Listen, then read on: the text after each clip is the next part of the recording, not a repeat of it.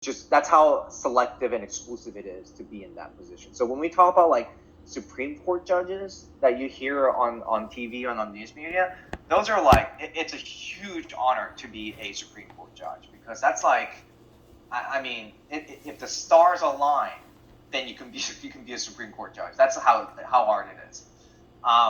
It's a very prestigious position, basically. And, and are they coming from large law firms? Or, how A did? lot of them do. Okay. A lot of them do. They Okay. start off practicing a large law firm, and then they get into judgeships from there. Then from there, they become another level judge, and they can run for another level judge. And then next thing you know, you're getting appointed to these positions, like federal, judge positions, and the rest is history from there, basically. Now, Um, is it almost like running for a president, or it's not really about the money. It's about, like you said, the power and the prestige. Is it the same way? yeah, yeah. I Okay. mean, they're never going to make more than the president, obviously, but it's still very hard to become. Just like becoming a president is really hard.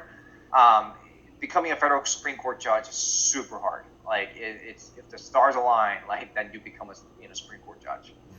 Um, anyway, going back to the in-house department, so a lot of times the reason the in-house positions are highly sought out is because it's the balance or the best of both worlds.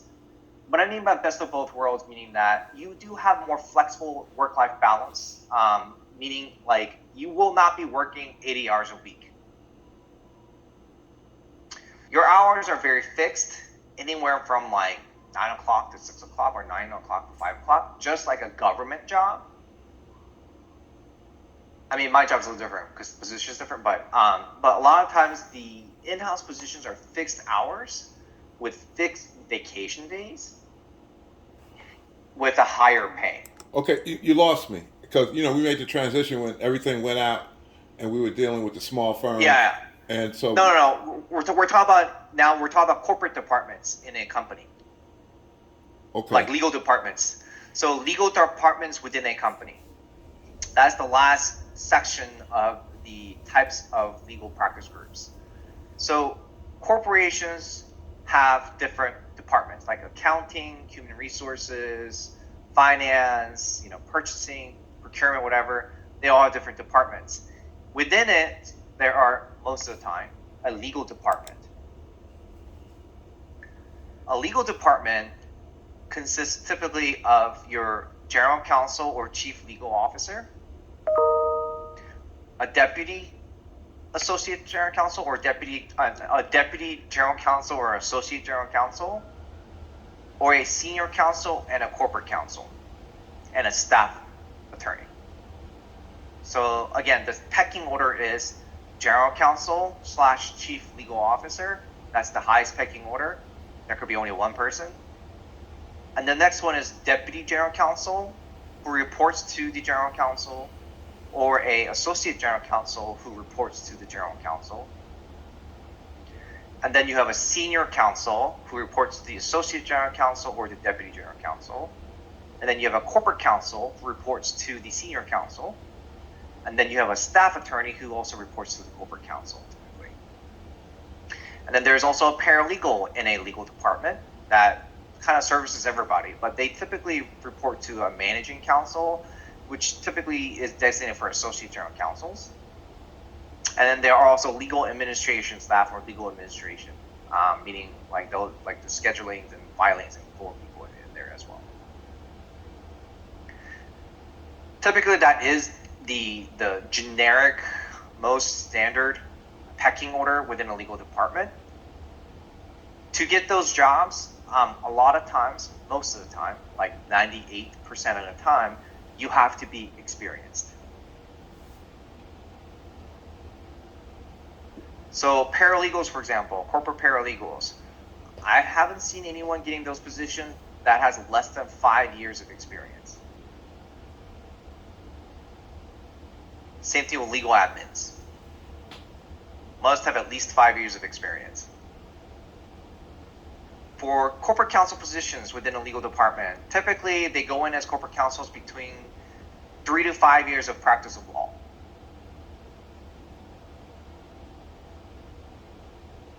Associate general counsels, deputy general counsel positions, obviously you're going to have more experience than that, but they typically bring in from outside in a law firm setting, or they promote within, or they bring someone else from another department, or I mean another like corporation, that is another company. So another corporate counsel that wants to make a vertical move will apply for a senior counsel position. If senior counsel is like, well, I'm not going to get promoted in this job anymore, I'm going to apply for an associate general counsel position at another company, and they become associate general counsel once they get selected. Any questions about the pecking order in a legal department? So that's what you do. You work for a corporate entity. So typically, the general counsel / chief legal officer is the executive position, like you hear about executives in a company. Associate general counsel or deputy general counsels can be an executive, but typically they're entry-level executive, like a director position. And then senior counsels and corporate counsels and like staff attorneys, paralegals are not executive positions. They may be just a managerial position or a staff position. So Yeah, so what role do you play? I'm general counsel. I'm a chief legal officer. The chief. Oh, okay. So you're on the top of the pecking order. Yeah, Okay. I report to the CEO. Okay. And so you have people underneath you who I mean. So yeah. Okay. Yeah. Okay. Yeah. So now salaries vary too. The reason I kind of start off with like people wanting to become or going in-house or becoming a corporate attorney is because the work-life balance, right? You have the right work-life balance, but at the same time you get paid very similar to large law firms. So to give you an example, would you guys be happy with $140,000 as your salary? Yeah, if I'm not working 80 hours a week, I mean, you're right. It's a give and take. I want to have a quality of life. So, yeah, So yeah. Go ahead. I'm sorry. yeah, so like corporate counsels with 3 to 5 years of experience, they make about $140,000. They work 9 to 5, Monday to Friday.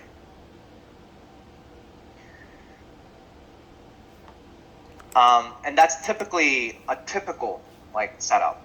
Some may pay more, but what I've seen in the market is about 140. That's a standard rate, I think. Would you prefer that, or would you prefer a assistant solicitor position, or ADA, or assistant district attorney position with the Fulton County Court for $55,000 or $60,000 for 9 to 5? Wow. Wow. Right? So you're going to prefer the corporate counsel position, right? Yeah. Now, but would you prefer working 7 days a week, or would you prefer to work 9 to 5 Monday to Friday? Well, like Right. I said, with me, it's again, and I wonder how many people are like this. I don't know. It's to me, it's not about the money. It's about the cause, and so you know what I'm Yeah, saying. Yeah. and again, I told you from the very beginning, from different size structured law firms, $140,000 as a corporate counsel puts you at an associate salary too. And those associates in those law firms that I told you about, right, the regional size and the national size, whatever their size, those law firm salaries are comparable to the corporate counsel positions in a legal department. But however, in those large law firm settings, not the international one, but the national large and then the regional large, they work 80 hours a week. So all in all, you'll have 40 extra hours in your life each week, right? So that's why people will try to go after the corporate counsel position. If there's a job post for a corporate counsel, that's why these people will go for that, because they're like, well, if I'm getting about the same money, why would I work that much, right? Because Mark, you just talked about work-life balance. So a lot of people are thinking about that, because you do become very miserable. You do get depressed. I've had friends who become partners who had shingles at age 35. Wow. And gout. Wow. Because they work so much. So again, so that's about corporate counsel. Now, senior counsels will probably hit around 170, 180. And then certain company positions will pay about 200-ish for senior counsel positions. Associate general counsels will be anywhere from about, I don't know, 180 to 220 maybe. And so forth. Now, some companies pay more, and I'm just telling you just kind of the standard that I typically see. Now, some companies will definitely pay more. So to give you an idea, I think the highest paid general counsel in the world, guess what company it is? General Motors. Nope. Anyone else? Maybe an oil company. Let's say Exxon or I could think of the yeah. To me, the oil companies would probably pay a large salary.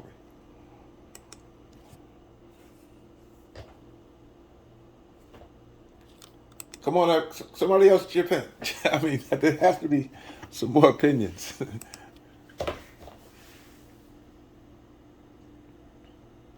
Seems like no one else is thinking. Would it be like, I don't know why I'm thinking, Walmart or Amazon? Or maybe entertainment. You know, those MGMs. I mean, you know.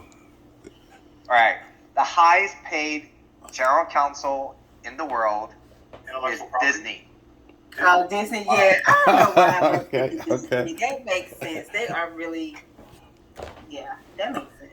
Guess how much that Disney general counsel makes? Millions. $21 million a year. But I could see that in entertainment. You know, because look at the sports figures. I mean, look at the athletes alone and these owners. So I can see that. I can see that. Trademark? Is he a trademark attorney? Or do they handle everything related to that company, including lawsuits? The general counsel for Disney? Is that what you're asking? Yes, sir. When it's general counsel, are they just handling a lot of trademarking, or do they handle anything related to the company, including lawsuits? Anything related to the company. And you're overseeing all of it, and you're taking responsibility of it. So basically, like everything that's under the roof, like anything that the company deals with, you're in charge of it, and you have to deal with it. So you're overseeing the entire legal affairs, and you have people supporting you, basically. So like if you have accounting, right? Any of the money issues, and the accounting department deals with it, and the chief financial officer dealing with that, it's the same concept. You have a chief legal officer, or if you have a general counsel, they're the ones that's dealing with all the legal affairs that involves the company. So they're more of a managerial standpoint, making sure that everything runs smoothly, but also taking actions as needed. But again, within the general counsel positions, there are two separate responsibilities, which is legal service and legal operation. So they're overseeing all of that basically at the end of the day. So the general counsel for Disney is making $21 million a year. Oshkosh B'gosh Carter's, you guys heard of that, right? The children's clothing company that's headquartered in Atlanta. Yeah. Their general counsel makes $1.3 million. Mm. Wow. What about the oil companies? Those They also make a lot too. I mean, they're all those like publicly traded large companies, Fortune 1000 companies or Fortune 500 companies like those. Again, there are a lot of private companies that are not listed in the Fortune 500 because it's private. But the publicly traded companies, they're going to talk about their salaries because you have to file that, obviously, like with the SEC and such. They're making that much money. Mm. Typically, the salary structure of a general counsel is about the same, which is basically you have a base salary and your bonus is 100%. And then if you're a publicly traded company, you're going to have stock equity, obviously. So that's how you hear about these $21 million. Most likely, the general counsel for Disney is making about 7 figures in the actual base salary, maybe like $5 or $7 million. And he or she could have 100% bonus, meaning that another $6 or $7 million. So that's around $14 million now. And the other 7 may come from stocks. Wow. So like there's a lot of privately held companies who are multi-billion-dollar companies like Cox. You heard about Cox Enterprise, right? Yeah. Cox Communications. So they own like, yeah. and they're headquartered in Atlanta. Right. That's a privately held company. Yeah, that's a privately held company, and their general counsel makes a lot of money too. Like it's 7-8 figure like salary there as well, but it's privately held. Nobody knows about it. But they also own the radio stations, TV station, newspaper, and Mannheim Auctions. Yeah, everything basically. Mm-hmm. So, but they're privately held. But so you're not going to find out how much they're really making because they have no obligation to file with the SEC. Wow. So, again, in the corporate legal department, your salaries will range. So, like what's that? Intuit, they do TurboTax. That company, their senior counsel makes about $240,000.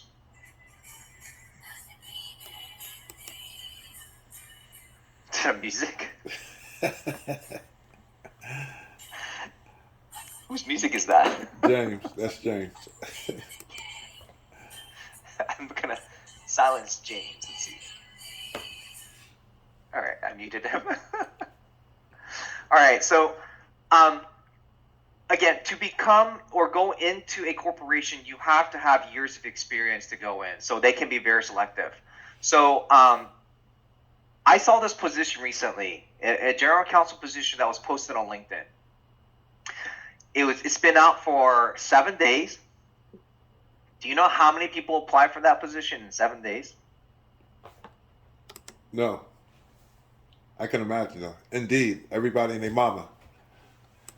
So LinkedIn had it, so you can see how many people have applied, and 1,019 people applied for that one position. Wow.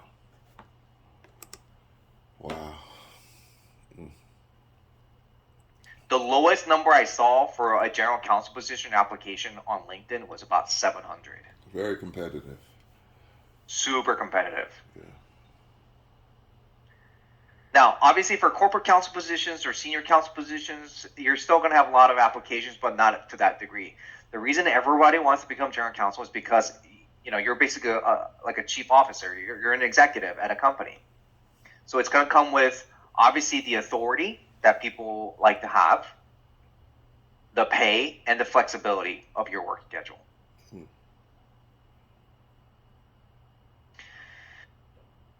So that's what I mean by out of 100 attorneys, 5 are in-house attorneys and 95 want to be in the in-house environment for those reasons, because of the work-life balance and the pay. And all those players within the organization, as far as the as I mentioned about the type of people within a corporate legal department, they stay in that in-house position or in the in-house position or in-house industry like that or in that type of track for a long time, because at the end of the day, you get best of both worlds and they try to stay in there as long as they can. So to give you another example, which is a great example, you guys heard of Delta Airlines, right? Yes, yes. They are headquartered here in Atlanta, Georgia.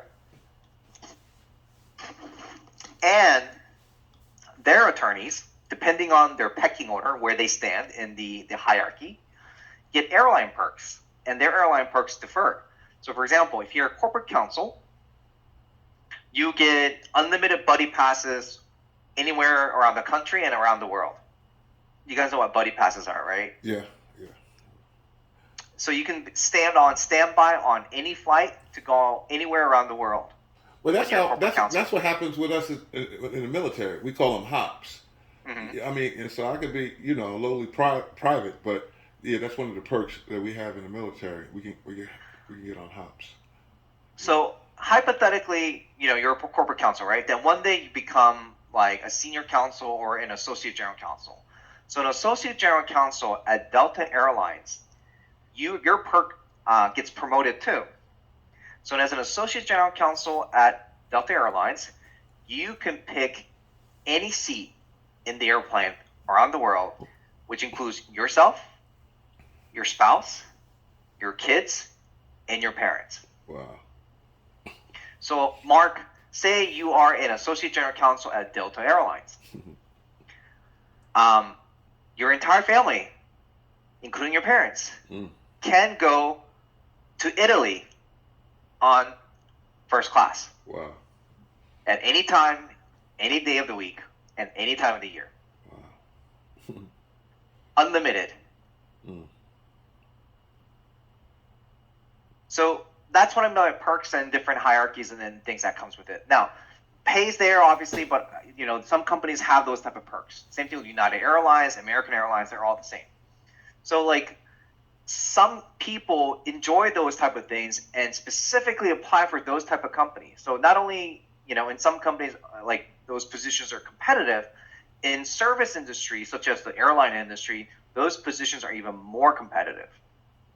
Mm.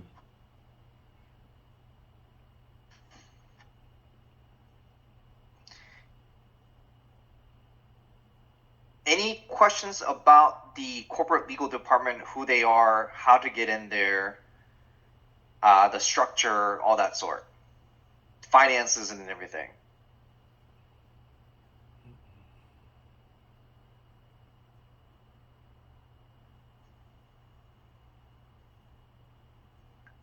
Did I provide new information today? Oh, it was eye opening. I mean, Oh yeah, you did. yeah, it was definitely eye opening. But it make I look at my life and I'm 62 and wow, it's a whole nother. I mean, it's a big world out there, and yeah, it's Well, even this sector, there's also what we call e-discovery. You probably heard me talk about e-discovery time to time. They're the ones that actually like harvest all the data for during litigation. It's a multi-billion-dollar industry that services legal industry. They also have project attorneys that handles these things or during litigation, the discovery process, and they also have hierarchy and pecking order there as well. It's a business, but they still need lawyers to operate. So they have their own set schedule that people work, which is typically 9 to 5, 9 to 6 as well. But their pay isn't as good. But however, as you elevate up in the rankings, you'll get paid more and more, just like a corporation. At the end of the day, these practices of law, they're all different. Everyone, get into it because some people really are into it. Some people get into it because they just kind of happen to just walk into it. It really varies. But overall, like when people say, "Oh, I want to become a lawyer," because immediately they're thinking, "Oh, I'm going to make a lot of money." I try to tell them, that's good dream to have, but not everyone achieves that. So, like when you go to when you get a speeding ticket and you try to go into the court and argue, those ADAs that are trying to make a deal with you, those prosecutors, the first year prosecutors, those guys that are negotiating traffic tickets with you, they're probably making like $50,000 a year. Mm. After $250,000 in student loan debt after going through a law school. Mm. Right? I mean, the seasoned ones that's been there for like 8-9 years, they're probably making like 85. Mm. But if you're doing 8-9 years at a large law firm, you're hitting close to like 375. Wow. World of a difference. It is. It's a huge difference. Yes, Mohammed. Some organizations are like, I think it's called Lex is one of them, where they're advertising that you can do study abroad with like 20 countries, 10 law firms, and it's like a whole summer experience. Would you recommend those types of experiences, or are they not necessary to be able to get placement, or do they not help you to get placement with international law firms? I have never heard of that. That's the first time hearing it. I don't know what Lex is, nor did I know a program existed where they sent you off to like different countries as like a study abroad. I just haven't heard that before. So I can't say. The ones that I'm aware of, the way they get their positions for paralegal positions is that they work at a small law firm, learn these skills, and then they make a lateral move or a move to another large size law firm or mid-size or large. So to give you an example, I know somebody that was working at an immigration law firm, small size immigration law firm, wasn't getting paid much, maybe like $35,000 a year. But then she learned, so immigration, like paralegals, they learn a lot. And she learned a lot there. And then she interviewed for another job, which was paying her like 50-ish. And then she got into a large regional law firm making 60, 65. And this is after about 5 to 10 years of like working out, right? So, not to like knock on small law firms, but at the end of the day, they're the best places to actually learn like hands-on experience. So that's why when you can't get into a large law firm with attorneys, sometimes they'll start off as small law firms, but then they'll make their way up to a larger size law firm, and then from there they can become partner. A classmate, not a classmate, someone that I know graduated from a law school and then got into a small law firm in New York City. And then while they were in New York City, they just kind of jumped around from one firm to another. Eventually, they were able to land a job at Troutman Peppers, which is a national large law firm. And then from there, he worked his way up and became a partner recently. Took him 11 years, but he still did it. Yeah, but the price he paid for that, oh my God, compared to like Yeah, I getting mean, in-house. yeah, they work a lot. Yeah. It's a lot of hours. Yes, Mohammed. That I didn't hear addressed in like the real world scenario is there ageism within these law firms? So are they looking for these 22 year olds fresh out of college, or are they willing to entertain people who have, great work history, great work experiences, the whole nine, but just got a law degree later in life? So for paralegal positions, the highly sought out ones are the mature experience or just work experience people. Because it needs to be no drama, and they need support and efficient people who can get it done, people who are dependable and knowledgeable and has the right skill sets to assist and support. So that's what I mean by people, a lot of times they look for experience, is somebody who actually is mature enough to learn and figure their way in and out and assist best they can. Just because you're young doesn't mean you're good. My personal policy is I don't bring anyone in that just graduated from school, because I think that we learn through our jobs, not about just the skills, but about life and work life, right? Professionalism. There are things that you can and cannot do while you're at work. There are things that are appropriate and inappropriate. There are courtesy, there are etiquettes, right? Those things you learn on the job. And so would you hire somebody right out of school and expect that? The person's being foolish. Like, you need somebody who's been in the work field, who has learned about life, who understands the etiquette and nuances, right? Those are the people that a lot of times are going to be good team players and support the legal group, whether it's a law firm practice or a legal department. The paralegals that I've worked with in the past, and which I've worked with plenty, only one of them was in their 30s. The rest of the paralegals that I have worked with were in their 40s and 50s. So I wouldn't say there's ageism against older paralegals. It's more like against the younger paralegals, to be honest. Just because, again, it needs to be no drama, just straight to the point, with someone with etiquette and understanding the different nuances and professionalism. Professionalism is so huge in legal practice. People who don't have professionalism tend to not find jobs. Because I think attitude also matters a lot too. So if somebody has a terrible attitude, they won't last long at a job if they do get the job. But sometimes that is shown through an interview and they won't get the job. As for lawyers, it's the same thing. Like, there are a lot of part-time law students who are working full-time and taking classes at night, and then they pass the bar exam and become lawyers. I know one lawyer, for example, she graduated from law school during a part-time program, and then she became a staff attorney at one of the national, I think it was national, one of the national large law firms.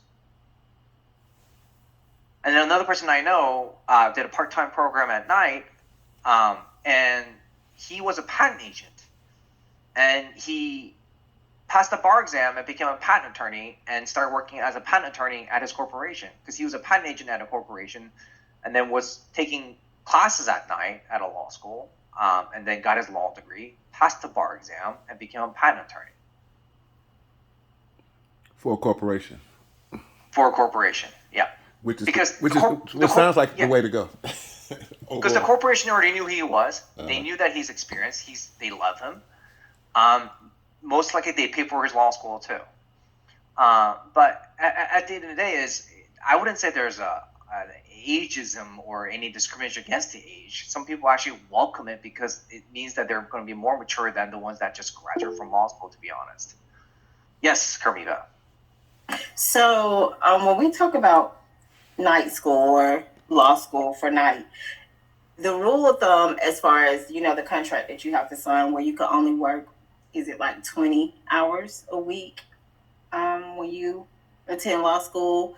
So it would still be the same. As I mentioned to you earlier, is a different thing about how to get into a large law firm, how you can get into a mid-sized law firm or a small-sized law firm, and how you get into a corporate department of a company, right?